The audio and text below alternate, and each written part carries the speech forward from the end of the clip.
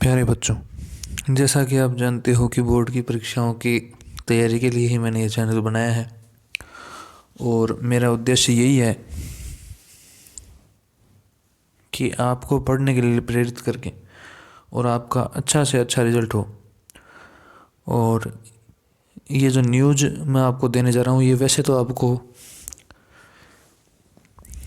मिल जाएगी, लेकिन मेरा आप तक ये न्यूज़ पहुंचाने का उद्देश्य ये है कि अब बोर्ड की जो परीक्षाओं के बारे में कई विद्यार्थी अपनी तैयारी को लेकर के लापरवाह थे, तो मेरी उनसे रिक्वेस्ट है कि अब वो अपनी तैयारी में जुट जाएं, क्योंकि जो परीक्षाएं हैं वो राजस्थान बोर्ड की जो परीक्षाएं हैं वो मई से शुरू होंगी। 10वीं और 12वीं की दोनों की परीक्षाएं 15 मई से और 15 जून के बीच में होंगी। तो हमें इतना तो पता चल ही गया कि हमारी परीक्षाएं मई और जून, लेकिन हमें यही मान करके चलना है कि 15 मई से अपने को एग्ज़ाम को मानते हुए तैयारी करनी है कि तब तक हमें अपनी पूरी तैयारी करनी है।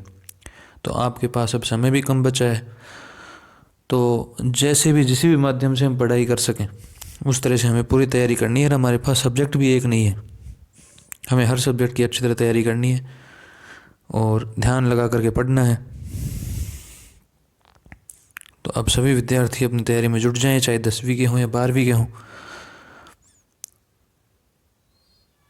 तो जो भी क्वेश्चन आपको करवाए जाएं तो समय को देखते हुए अपना टाइम टेबल निश्चित कर लें। जिन्होंने पहले पढ़ाई नहीं की उनके पास भी अब काफ़ी समय है, लेकिन इस समय को व्यर्थ नहीं गंवाना है। इस समय को हमें पढ़ाई के काम में ही लेना है। तो आपसे मेरी ये प्रार्थना है कि आप सीरियस होकर अब पढ़ाई करें, क्योंकि 10वीं और 12वीं